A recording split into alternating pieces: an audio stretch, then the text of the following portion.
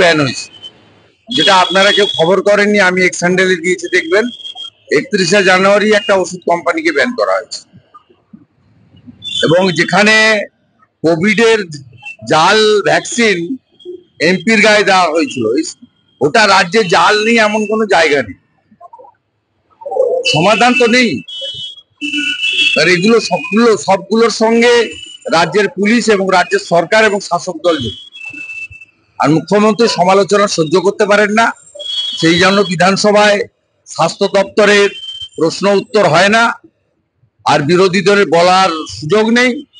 আর বাইরে বললেও তিনি গুরুত্ব দেন না, তার কারণ তিনি ছাপ্পা মেরে জিতছেন, মুসলমানদের সব ভোট নিয়ে জিতছেন, রিগিং করে জিতছেন, ভোটে প্রভাব পড়ছে না, তাই বেপরোয়া। প্রধানমন্ত্রী দিল্লিতে বলেছেন নেক্সট টার্গেট বাংলা। স্বাভাবিকভাবে ডক্টর শ্যামাপ্রসাদ মুখার্জির মাটিতে, শ্যামাপ্রসাদ মুখার্জির চিন্তাধারায় তৈরি হওয়া রাজনৈতিক দল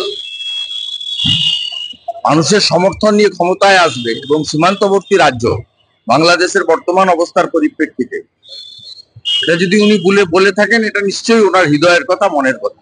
পূরণ করার দায়িত্ব বাংলার মানুষের এবং আমাদের। অনেক কথা বলেছিলেন, কোনো ব্যবস্থাপনা নেই, অমৃত কুম্ভ। মুখ্যমন্ত্রী দলের কতজন গেছে, দু একজন ছবি ছেড়েছে, বাকিরা ছবি ছাড়েনি।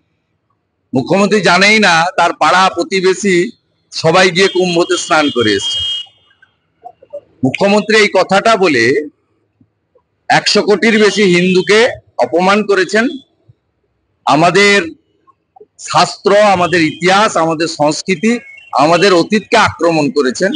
মা গঙ্গা, মা যমুনা, মা সরস্বতীকে আক্রমণ করেছেন, ক্ষমাহীন অপরাধ করেছেন। এর শাস্তি মা গঙ্গা, মা যমুনা, মা সরস্বতী দেবেন, অপেক্ষা করে থাকেন। পরিণতি খুব ভয়ঙ্কর হবে। 60 কোটি হিন্দু স্নান করেছে, আমি আজকে দেখে এসেছি 5 কোটি হিন্দু এই মুহূর্তে সেখানে আছেন। এত সুন্দর ব্যবস্থাপনা ভাবা যায় না। হ্যাঁ, জেলে গেছে ও সহ আরো 4 জন, আরো যাবে। সবে তো শুরু হয়েছে। অনেকে 2 বছর থেকে বেরিয়েছেন, সম্পত্তি বাজেয়াপ্ত হয়েছে। এদের পরিণতি খুব খারাপ হবে, ভয়ঙ্কর পরিণতি।